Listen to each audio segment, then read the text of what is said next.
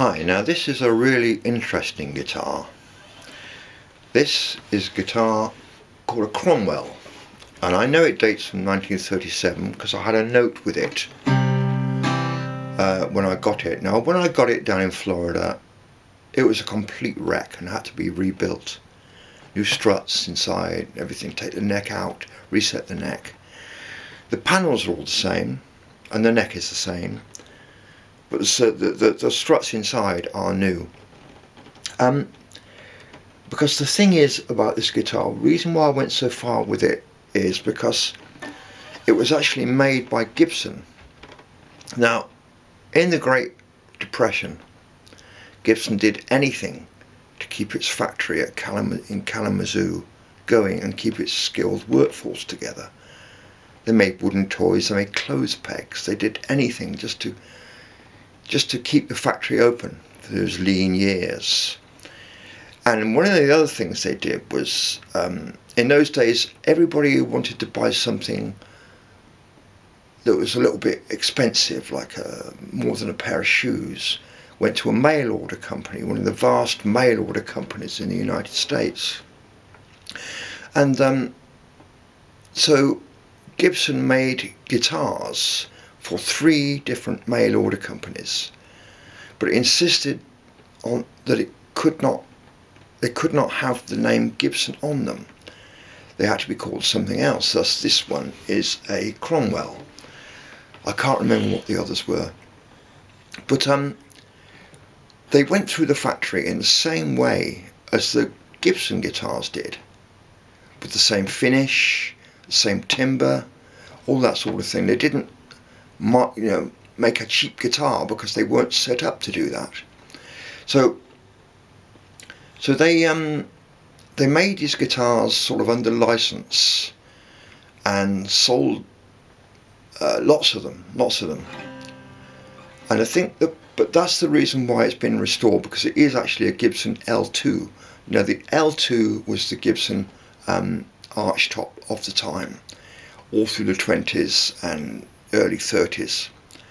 And as I say, a note came with this from a lady who'd bought it from Ward Davis. I can't remember the name of the mail order company, but she bought it for $10, which was a lot of money then. And she got herself a Gibson for $10.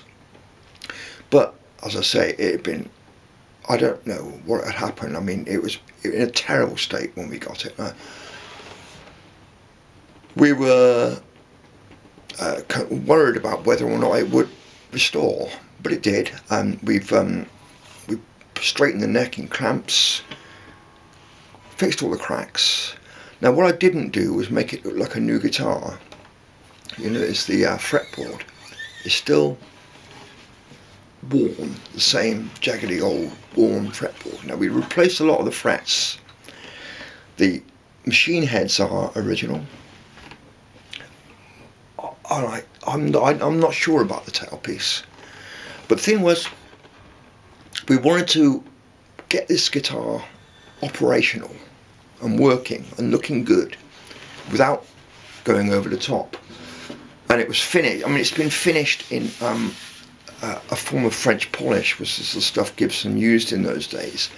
We tried to keep it as original as possible, and I think it's a very interesting guitar.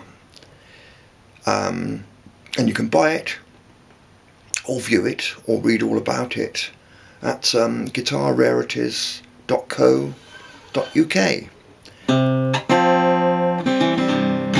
And it plays like a Gibson too, a primitive Gibson, I admit, but then all Gibsons were primitive in those days.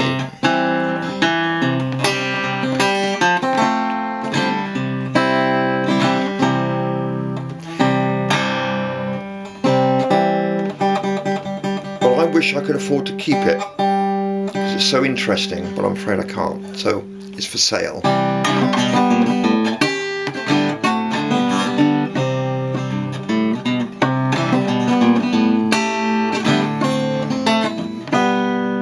So if you want something special, this is your man.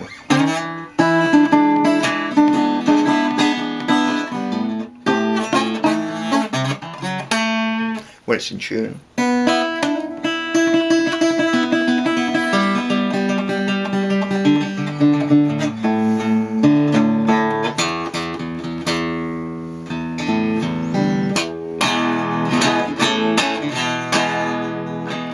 It's a little bit rough, like a harmony, for instance, but it's got a nice tone, a special sort of tone, I think.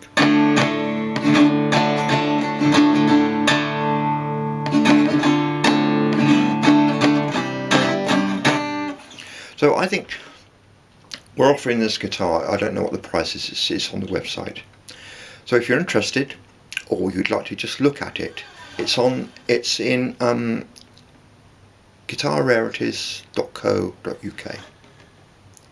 Thanks. Bye.